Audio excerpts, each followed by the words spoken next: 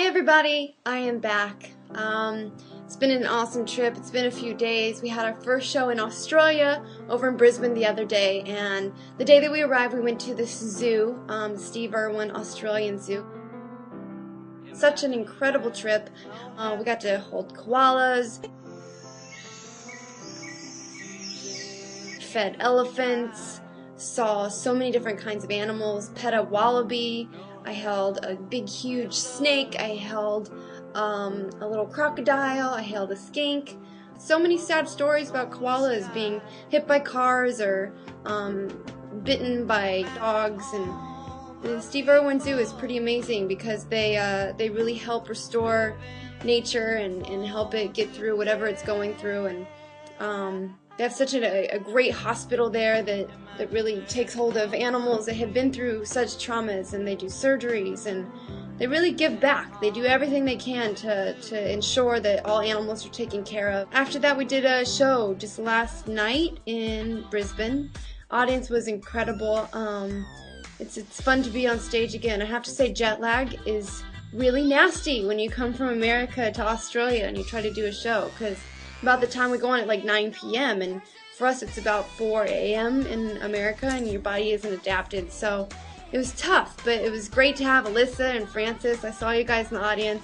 As soon as I saw you I was like, so excited. So thank you for coming out. And then I also, I read all the comments and whatnot, and so I wrote down some things that I wanted to make sure I answered. One was a question. I always wear this ring. It's my antique ring. It's actually from the 20s or 30s. I think it's the 20s.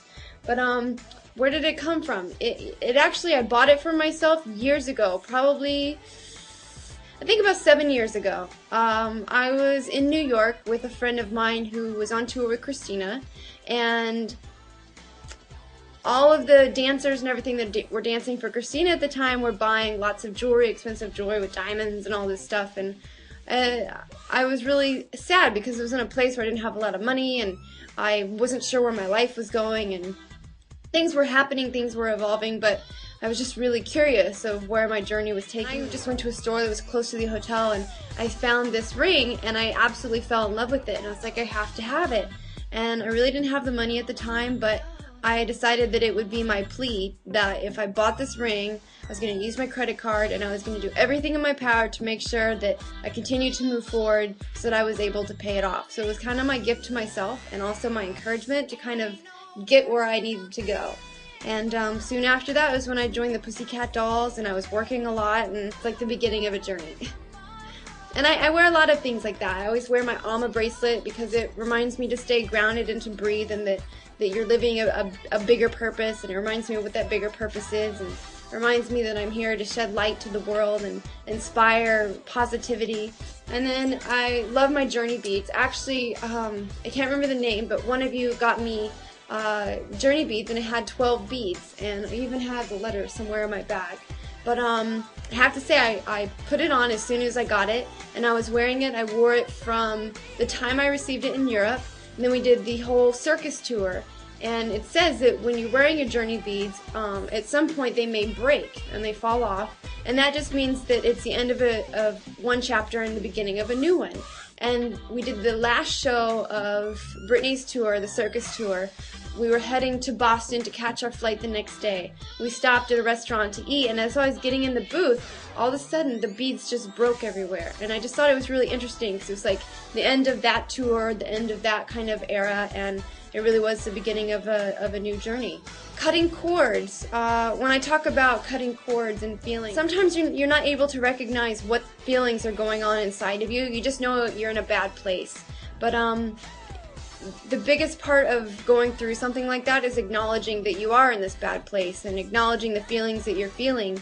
And just know that there is light at the end of the tunnel. And as you continue that search, for me, what I like to do is I pour myself into art, into writing, into anything that I'm passionate about, anything that's creative and that allows me to kind of shed my inner struggles. And as I do that, then I finally develop a way of figuring out what it is that's bothering me. And once I'm able to really find the root, the core of those feelings, then I'm able to cut the cords and do meditation to really face those fears, face those struggles, face those feelings, and then you're able to release. But it's a practice, and I suggest, for me, I didn't know how to do the practice for a long time, and then I met my friends like Crystal Hughes, who did a lot of meditation and kind of spiritual practice. I love essential oils. There's different kinds like surrender, release, grounding, and you can rub these essential oils, which are all natural, and you just take a deep breath and you put them on different points of your body where you hold a lot of feelings and emotions. And it's just that routine of being able to do something every time you're in a bad place that allows you to acknowledge it in a way of releasing it.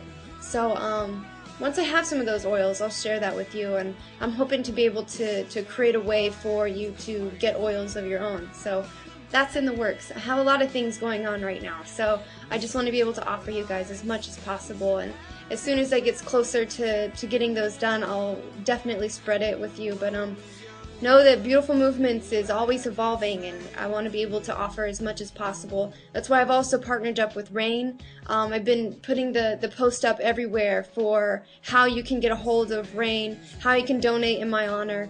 I did go through things, you know, RAIN stands for Rape, Abuse, Incest, Neglect. I needed a way to finally break out of my shell, and my way of doing that in my journey was self-expression and always searching for the light and searching for the positivity in life. And I think that that's what led me to living the life that I do now, and always striving to be the best that I can be, and always striving for positivity and to be surrounded by good people, good positive energy, and always working towards a goal, working towards all your goals, and dreaming and believing it's something much bigger than yourself. Because when you're able to kind of step outside of yourself and search within for what you really live for, then you're able to pull away from those feelings. But the truth is, it's not easy.